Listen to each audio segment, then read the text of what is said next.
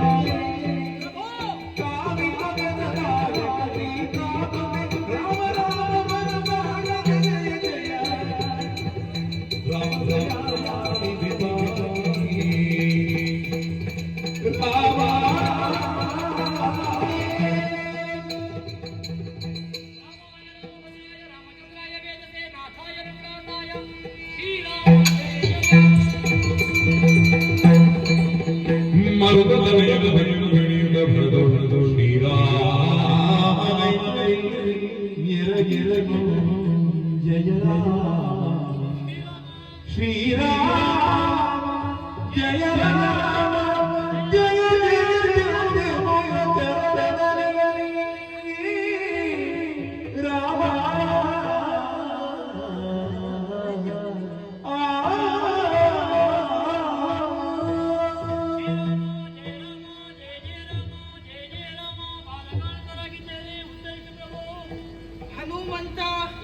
ದೀಕ್ಷಾಬದ್ಧನಾಗಿ ಕುಳಿತಿದ್ದ ನನ್ನನ್ನು ಭಕ್ತಿಯಿಂದ ಮೆಚ್ಚಿಸಿ ಬರಮಾಡಿಸಿದೆಯಲ್ಲ, ಏನು ಕಾರಣ? ನನ್ನಿಂದ ಏನಾಗಬೇಕು? ರಾಮಾಶ್ವಮೇಧಕ್ಕೆ ಹೋದವರು ನಾವು. ಜ್ಯೋತಿರ್ಮೇಧಕ್ಕೆ ನನ್ನ ಕುದುರೆ ಬಂದಿದೆ. ವೀರಮಣಿ ಕಟ್ಟಿದ ಸಂಧಾನ ಮಾಡಿದೆವು. ಸಂಧಾನ ಮುರಿಯಿತು. ಯುದ್ಧದಲ್ಲಿ ನಮ್ಮವರು ಅಳಿದರು, ವೀರಮಣಿಯು ಅಳಿದ.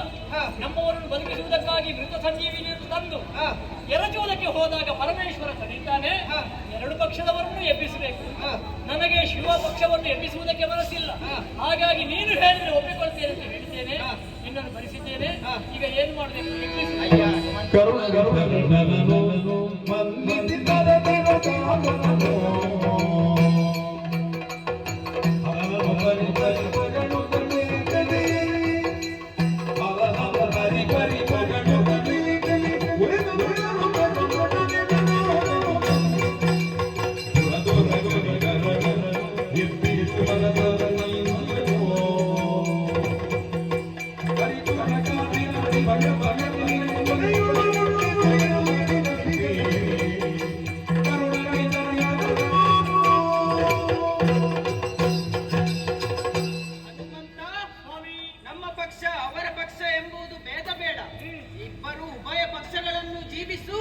ಹರಿಹರರಲ್ಲಿ ಭೇದವಿಲ್ಲ.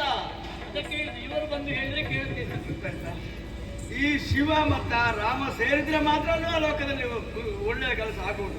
ಆ ವಾತಾವರಣ ನಿರ್ಮಾಣ ಆಗಬೇಕಾದ್ರೆ ನಿಮ್ಮ ಒಂದು ಸಂಬಂಧ ಉಂಟಲ್ಲ, ಎಂತಹ ಸಂಬಂಧ! ತಂದೆ ಮಗನ ಸಂಬಂಧ. ಅವರು ತಂದೆ, ನಾನು ಮಗ. ಆ ಭಾವದಿಂದ ಅವರು ನಿನ್ನನ್ನು ಕಂಡು ಅದಕ್ಕೆ ಹೇಳಿದ್ರು. ಅವರು ಬಂದು ಹೇಳಿದ್ರೆ ನಾನು ಒಪ್ತೇನೆ. ಈಗ ಒಪ್ಪಿ ರಾಮದೇವರು ಒಪ್ಪಿದ್ರು. ಉಭಯ ಪಕ್ಷದವರನ್ನೇ ಬಿಟ್ಟೇನೆ.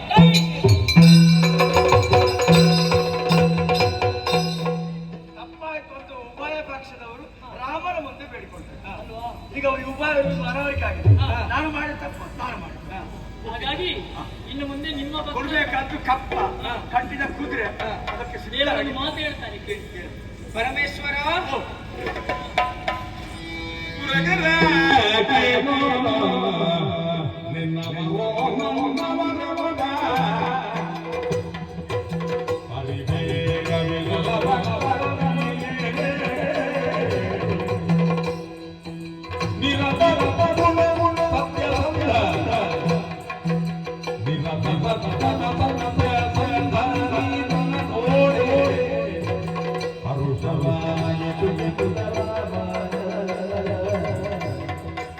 Pura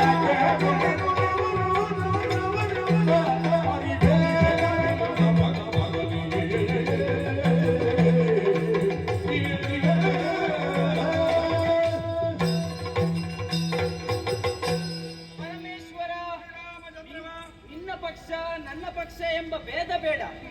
ನಿಮ್ಮವರು ನಮ್ಮವರು, ನಮ್ಮವರು ನಿಮ್ಮವರು.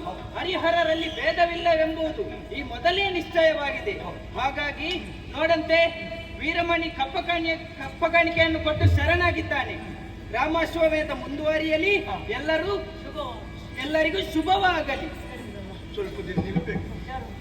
ನೀವು ನಿಲ್ಲುವ ಹಾಗೆ ನಿಲ್ಲು. ಅಶ್ವಮೇಧ ಮುಂದೆ ಅಲ್ಲ ನೀವಿಬ್ರು ಸೇರಿ ಅಲ್ಲ, ನಾನು ಸ್ವಲ್ಪ ದಿನ ಆಗಿ, ಯಾಕಂದ್ರೆ ಯುದ್ಧ ಆಗಿದೆ, ಅವರೆಲ್ಲ ಬಹಳಷ್ಟು ಆಯಾಸಗೊಂಡಿದ್ದಾರೆ. ಸ್ವಲ್ಪ ವಿಶ್ರಾಂತಿ ವಿಶ್ರಾಂತಿ. ಅಲ್ವಾ? ನಮ್ಮ ಉಪಚಾರವನ್ನು ಸತ್ಕಾರವನ್ನು ಕೊಟ್ಟು ಆಮೇಲೆ ರಾಮಾಶ್ವಮೇಧದ ಹಿಂದೆ ಮತ್ತೆ ನಾನು ಅಲ್ಲಿಗೆ ಬರ್ತೇನೆ. ನಾಳೆ ನಮ್ಮ ಅಶ್ವಮೇಧ ಮುಂದುವರಿಯುತ್ತೆ. ನಾಳೆ ಉಂಟಾ? ಆಯ್ತು, ಮುಂದುವರಿ. ಆಗುವ.